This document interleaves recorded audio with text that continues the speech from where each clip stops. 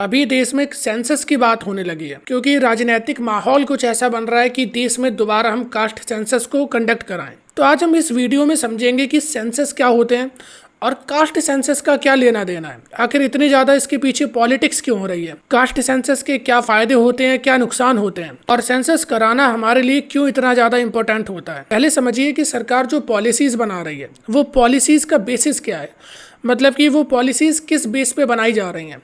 कोई भी काम सरकार यूं ही तुक्के में नहीं कर देती है। हमें लगता है कि सरकार ने ये पॉलिसी बना दी या ये स्कीम लेकर के आई है तो ये बेकार है, इसका हम क्रिटिसाइज़ कर रहे हैं। हालांकि डेमोक्रेसी में वो सारी चीज़ें होती हैं, लेकिन सरकार के पास पूरा एक डाटा होता है, उसके अकॉर्डिंग गवर्नमेंट काम करती है। जितनी सोशल वेलफेयर स्कीमें होती हैं उनके पीछे सरकार एक डाटा लेकर के चलती है और वो डाटा होता है आपका सेंसस का डाटा। अगर हमें एजुकेशन में कुछ बेहतर करना है तो पहले हमें ये तो पता हो कि एजुकेशन के सेक्टर में क्या कमी है। अगर हमें यही नहीं पता कि एजुकेशन के सेक्टर में कमी क्या है तो हम उसे दुरुस्त कैसे कर पाएंगे। जैसे कि मानिए आप डॉक्टर के पास जाते हो, डॉक्टर को अगर आपकी तकलीफ़ नहीं पता होगी तो आपको किस चीज़ की दवाई देगा। ठीक इसी तरीके से गवर्नमेंट कोई भी स्कीम बनाती है उससे पहले सोसाइटी की वो प्रॉब्लम को एड्रेस कर लेते हैं कि ये प्रॉब्लम है, अब इस प्रॉब्लम को मुझे एड्रेस करना है, इस प्रॉब्लम का सॉल्यूशन लेकर के आना है। तो इस तरीके से कोई भी स्कीम बनाई जाती है। जैसे कि अभी हमने एजुकेशन की बात करी तो सरकार को लगा कि एजुकेशन के सेक्टर में इन चीज़ों की कमी है, उसे फिलफिल करने के लिए कि ये हमारा सिलेबस आउटडेटेड हो गया है, पढ़ाने का तरीका हमारा पुराना है, आज की जो एजुकेशन हमारी सिस्टम है वो आज की मार्केट डिमांड को कम्पीट नहीं कर पा रहा है। तो सरकार ने कुछ पॉलिसीज़ में चेंजमेंट करे कि हम ये चीज़ें ठीक कर देंगे।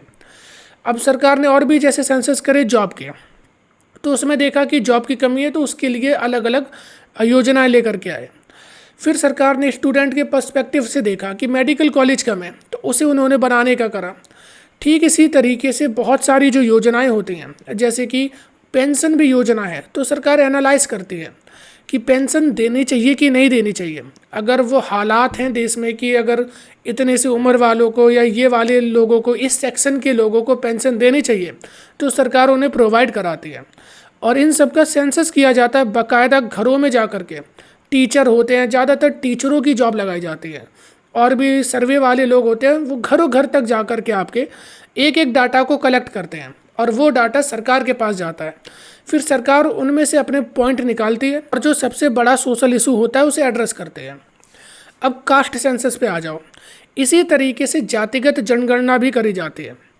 देखा जाता है कि किस जाति में कितने ज़्यादा लोग पिछड़े हैं, इस जाति की इकोनॉमिक कंडीशन क्या है, सोसाइटी में इस जाति का कितना सम्मान है, या इस जाति के लोग क्या काम कर रहे हैं।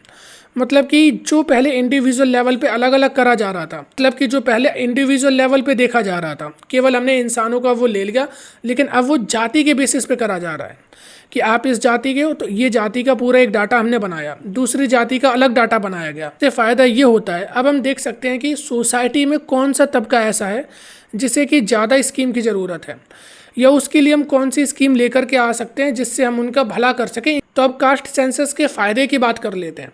फ़ायदा ये होता है, अगर मुझे पता चला कि ये जाति के लोग हैं, ये ज़्यादा पिछड़े हैं, इनकी इकोनॉमिक कंडीशन ठीक नहीं है, सोशल कंडीशन ठीक नहीं है, इकोनॉमिकली और सोशली बैकवर्ड में आते हैं, तो वो जाति के लोग हमने लिए और उनके लिए एक स्पेसिफिक हमने कोई रिजर्वेशन दे दिया चलो, या फिर कोई जॉब में उनके लिए छूट दे दी, या फिर ये कर दिया कि इस नौकरी में इतनी पोस्ट इनके लिए रहेंगी। मतलब कि रिजर्वेशन जैसा ही क्राइटेरिया अमूमन तौर पर रहता है। और भी अलग अलग पॉलिसीज़ होती हैं कि पेंशन की हमने कर दी, इस जाति के लिए थोड़ी बहुत हमने वेलफेयर की अलग स्कीमें चला दी। और क्योंकि जातिगत जनगणना इसलिए भी हमारे देश में ज़रूरी है क्योंकि हमारे देश में जातिगत आरक्षण भी है। कॉन्स्टिट्यूशन की भाषा में उसे कुछ भी कह सकते हो कि नहीं, it is a class based, but अगर ग्राउंड रियलिटी की बात करें so it is a caste based. वो जाति के आधार पे ही आपका आरक्षण है। तो जो जाति के आधार पे आपका आरक्षण है, तो हम उससे ये तो देख पाएँ कि जो आरक्षण हम दे रहे हैं एक जाति को, सपोज़ करो ए जाति है, उसे अगर कोई आरक्षण पिछले 20 सालों से मिल रहा है, तो जब हम सेंसस लेकर दोबारा से आएंगे हर 10 साल बाद, तभी तो मॉनिटर कर पाएंगे कि इनका कुछ भला भी हो रहा है कि नहीं हो रहा है, हमारी जो स्कीम है वो सही से वर्क कर भी पा रही है कि नहीं कर पा रही है। ये जो सोसाइटी का तबका है, ये जो ग्रुप था, ये ए ग्रुप कुछ थोड़ा बहुत इम्प्रूव करा कि नहीं करा, और अगर नहीं करा तो क्या कमी रह गई, और अगर करा है तो इनमें जो क्रीमी लेयर के लोग अब आ चुके हैं, मतलब कि जो लोग वेल ऑफ हो चुके हैं उन्हें हटा दें और जो नीचे तबके के अभी भी इसी ए सोसाइटी में लोग हैं इन्हें ऊपर लेकर के आएँ। तो जातिगत जनगणना मेरे हिसाब से बहुत ज़रूरी है, क्योंकि इसमें हमें एक सेक्शन वाइज, सोसाइटी वाइज पता पड़ता है कि किस जाति के लोग कहाँ पर हैं, किस पदों पे हैं, कितना वो अर्न कर रहे हैं, सोसाइटी में उनका क्या ओहदा है। लेकिन जो चीज़ जितनी अच्छी होती है उसकी उतनी बुराई भी होती है। जैसे कि इसके नुकसान भी बहुत बड़े हैं। अगर एक जाति का दिखाया गया कि इस जाति के पास ज़्यादा फ़ायदे हैं, तो जो दूसरी जाति के लोग हैं उन्हें बुरा लग सकता है। जैसे कि मानो घर में 4 भाई हैं, अब एक भाई को अगर ज़्यादा ही कुछ स्कीमों का फ़ायदा दे दिया जाए, अच्छे से माता पिता से भर के उन्हें प्रेम मिले, और बाकियों को मिले लेकिन कम मिले, तो बाकियों को उससे क्या होगी, जलन होने लगेगी, आपस में लड़ाइयाँ भी हो जाती हैं।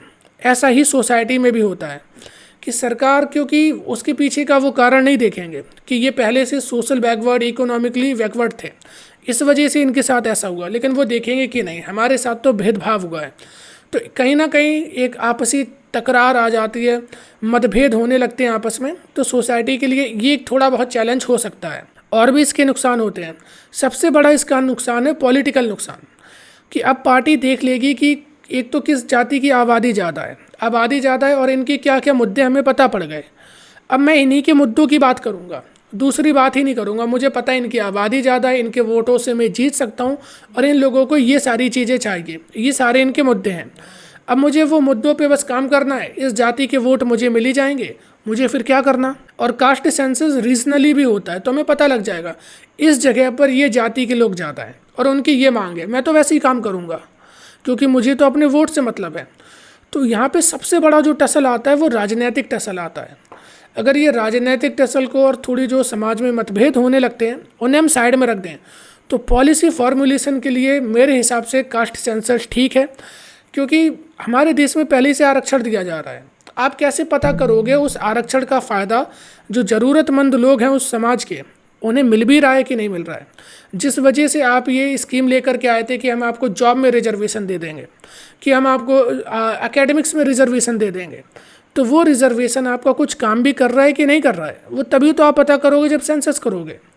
इसीलिए मेरे अनुसार ये होना चाहिए, ज़रूरी है। और थोड़ी बहुत बुराइयाँ हर चीज़ में होती हैं, पॉलिटिक्स तो हर चीज़ में हो सकती है, लेकिन ये हो जाएगा तो थोड़ी बहुत सोसाइटी में हमें पता पड़ेंगी चीज़ें कि आगे हमें क्या पॉलिसीज़ बनानी है, कौन सी पॉलिसी वर्क नहीं कर रही है तो उसे हमें बंद करनी है। और बाकी जो इसकी बुराइयों की बात रही कि आपस में लड़ाई, तो वो तो और भी चीज़ों को लेकर के होती है, और उनका तो केवल एक सॉल्यूशन है कि आपस में ज़्यादा से ज़्यादा अवेयरनेस बढ़ाई जाए। और मैंने बड़ी आसान भाषा में समझाने की कोशिश करी कि जातिगत जनगणना या कास्ट सेंसस क्या होता है, क्या फ़ायदे नुकसान है। आई होप आपको अच्छी तरीके से समझ में आया होगा।